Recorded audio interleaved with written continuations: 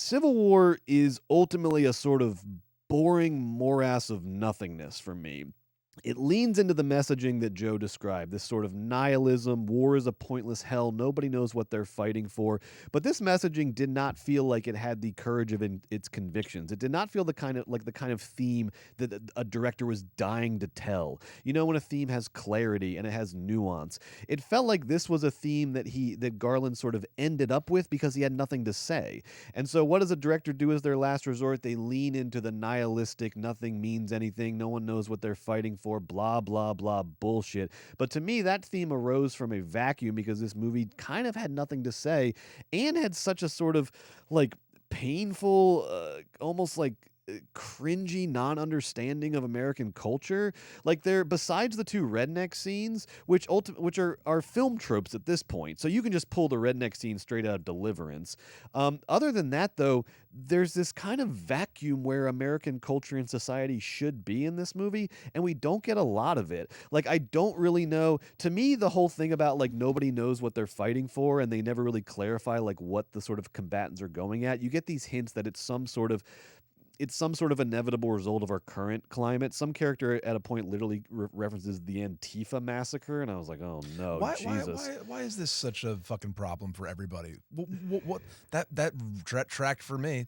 Antifa massacre. Okay, that sounds like something that might happen. It's why is everyone mad about this? I guess because here's the ultimate problem that I think this problem stems from. Okay. Is that telling this movie through the point of view of this traveling caravan of journalists is, I think, the most boring way this story could have possibly been told. There is an interesting movie somewhere in the middle of, somewhere deep inside Alex Garland's Civil War is, I think, an interesting movie, and we see signs of what it could have been in the Jesse Plemons scene and in that gas station car wash scene. But unfortunately, these journalists are so deeply boring as characters. Their dialogue is terrible. It's full of like weird exposition, and Kirsten Dunst, is taking this younger journalist under her wing, and there's supposed to be some sort of dynamic, some sort of mentee-mentor, tenuous relationship between them. Kirsten Dunst doesn't want to mentor the kid, but then sort of feels compelled to after they spend more time together.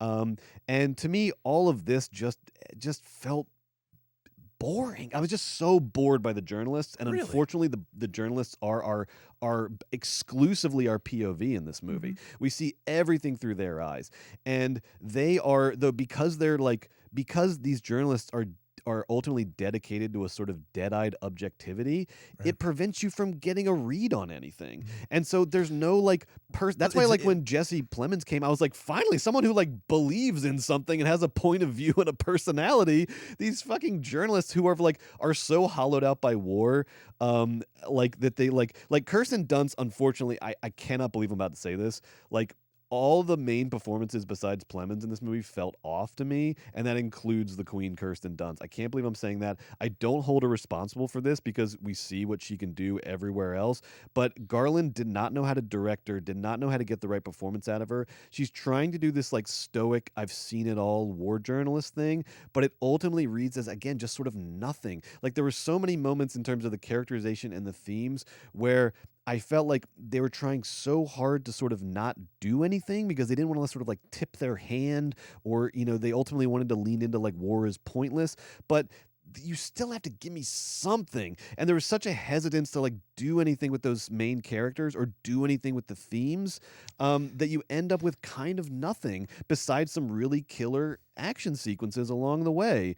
And so that was a big problem for me. I wish he would have figured out any other lens. I was expecting much more of a sort of like Altman-esque sort of we're bouncing around between different characters thing. I thought that was going to be the way the movie was constructed, but we are almost exclusively in the POV of these journalists the whole time.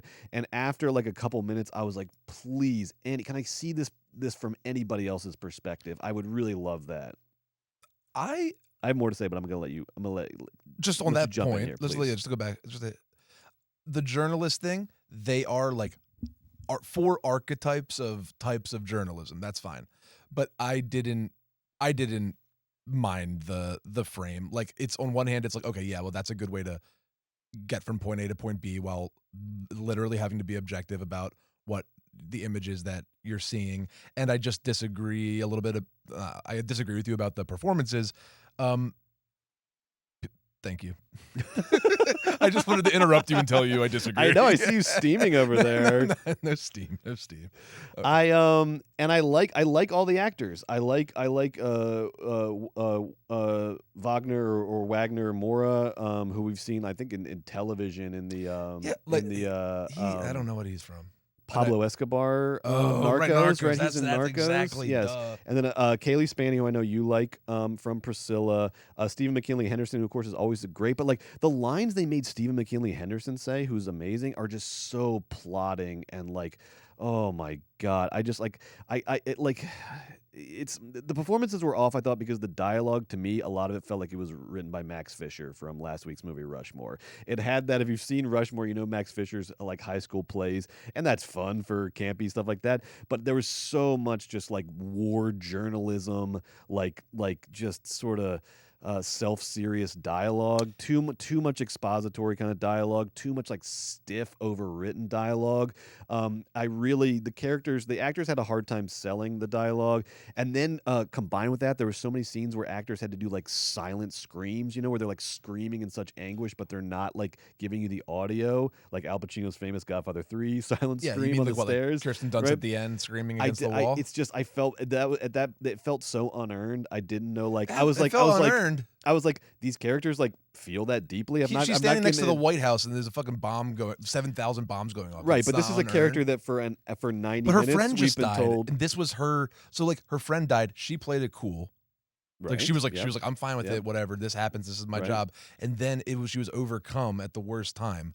And Well, she exactly. I don't forced get the it. process. Like, why was she? Because it though? was like she's been in every. Like we saw flashbacks of her previous war experiences. She's seen some dark shit Brett, all she over the snapped, world. dude. She just lost it. Then, That's then fine, she but I pulled don't herself buy it. together. I don't buy it. Like Embiid last night, she pulled herself together, and she got. Well, she one got, of those she two got people the job pulled it done. together. She got the job done. It was they were just not performances that were credible to me or interesting, and it ultimately had to do. I also love that Wagner Mora's character, he like smoked like an implausible amount of marijuana in the first 30 minutes, and then it was like, Where'd he to get go it? back to the Max Fisher analogy, it was like when like a kid in a high school play has to like pull from a flask, and like you realize he's like doing it way too much because he doesn't know what a reasonable amount of alcohol is. Wagner Mora But his smokes friend like just an absurd. That was before his friend They're doing died. this- but they're He in the smoked an Civil War. insane amount of. But these are just like I just in He drinks and smokes too much. everything you're saying He's a sounds fine from a journalist. distance. I'm telling you, watching the movie beat by beat, all of this falls apart. The characters don't feel believable, but their big crime is not that they're not believable. The big crime is that those journalists are fucking boring. They're fucking boring. I and don't I got think like they're halfway boring. in, and I was like, I our like- exclusive POV for your big spanning Civil War movie is three war Sorry, journalists. sorry, Can I get what'd some you other want? person? Who cares? I want It's some a movie other- about war journalists. Ugh. That's kind of it's a movie about nothing, and you're saying it's about war It's journalists not because about there's nothing else to pick from. Why is They- a movie they're- about they're- America's impending civil war about war journalists? You want to see more like you want to see what do you want to see? You want to see like the mayor and then like all the people's in town and how they work and such.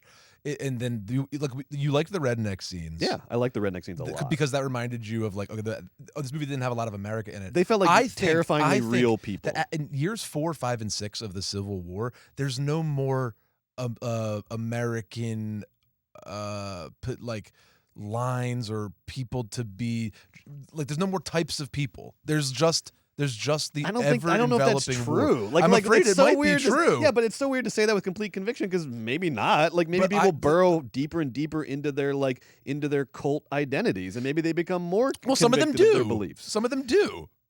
Who? Jesse Plemons and the other My favorite performance, which is on the that screen was, for he was 20 in the minutes. fucking movie. It's For an 20 hour and a minutes. half long. How many minutes do you want? 20 minutes is a lot. What did I start my review with? I said I liked Plemons. That's the thing I You like started Plemons. with. That's the very first thing I said. I like Plemons. But here's Plemons the- is not. Also, Plemons was only in this movie because like the other actor dropped out, and then Kirsten Dunst convinced him to do it. So what? So that's my. So it's not like There's lots of in movie making. There's lots of things that happen that make the movies good or bad. That's not like a point against the movie because someone dropped out and they got Jesse you can't Plemons in it. say That's good. You can't say that a character actor doing what is in essence a cameo, and doing it well means that the whole movie is good. I started like out- the whole movie. You're the only one saying that it's all about the Plemons. I like Right, but you're the asking me whole why I movie. did not like the movie if I liked Jesse Plemons' performance, and I said because want it's more a of it. small part of the movie. It's fine. But what I'm saying is, you just you just wanted to see a movie about Jesse Plemons' character. What did you want? I would like two. Tell very, me what I'd you like would two do. very disparate things. 'Kay. Okay, it's weird to do this like near future dystopian movie about America and then make it but then what you actually wanted to do was like a sort of hyper realistic movie about war journalists. So I would like to see But that's what it's going to Alex be. Garland. You don't know that. It's But so Brett, weird to say that's what it's going to be. You don't know what it's going to be. America loves thinking that when it happens here, it's going to be oh so interesting and different. Sectarian conflict around the world is the same. It's the guy wrapped around with a tire getting lit on fire. That's just it. And when it happens here, it's not going to be special because some people are red and some people are blue. It's going to be fucking flat and miserable. Yeah, but this because isn't that like, is what happens. But this also isn't like Threads or something. This isn't a movie that made me like scared to my core about the realities of war because it was just a little too boring ultimately for that in terms of its characterization.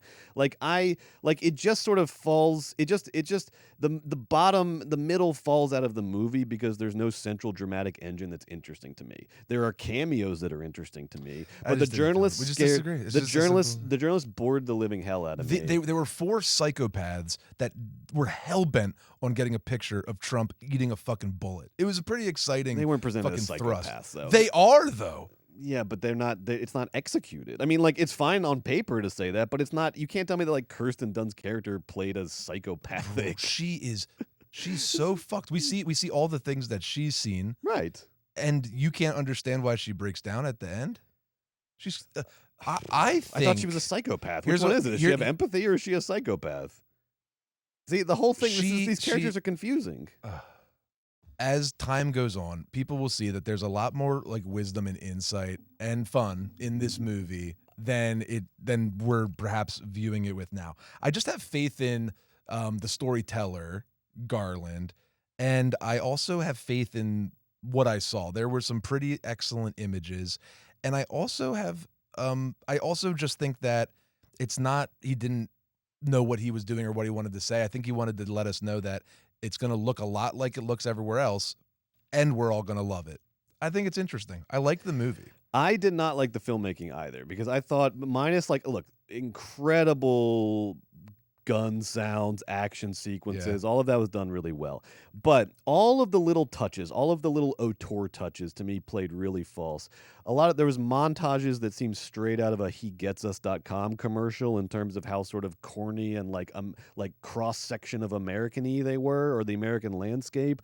There were several shots that had this awful shallow focus that made it look like the characters were zooming into a work meeting with their background blurred, and I was like, why? I guess they're isolated and like disoriented or something. Exactly. But the scenes where he used that effect weren't consistent with that sort of. I just could not read like consistent like artistic vision anywhere. That's my ultimate problem. I could not I tried to latch onto a theme and then it would sort of dissipate and become contradicted by something in a performance or something in the messaging of the movie.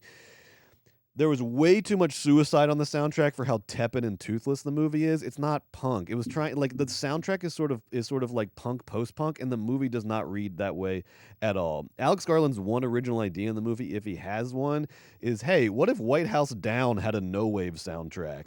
But it's the kind of original idea that's only original because it's incoherent and no one would think to try it. I don't get the point of it.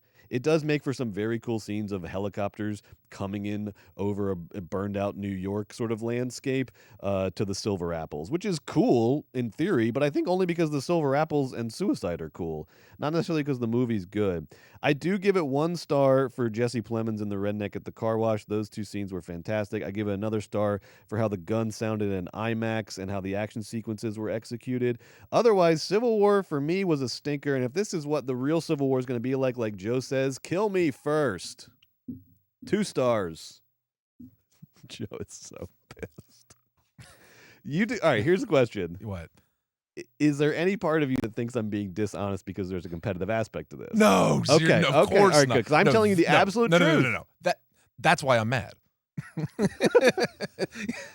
you want me to like this? Is this a movie you want to like share appreciation with me? Oh, I just thought I want to share appreciation of everything with you. The Period. chat is that's very sweet. No, I but, agree. like, but- I agree. It does like it's Yeah. fun to argue. It's also not fun to argue. No, I know it's it's kind of mean. both. Or the chat thinks we're But we gonna have to fight be now. honest. No, the chat loves it. They Oh, want good. us to They're like- lean they into want our us- Siskel and Ebert era. They They fucking want us love to it. wrestle on the fucking No, they floor. think like Atlanta and Yeah. Philly are having an actual civil war right now.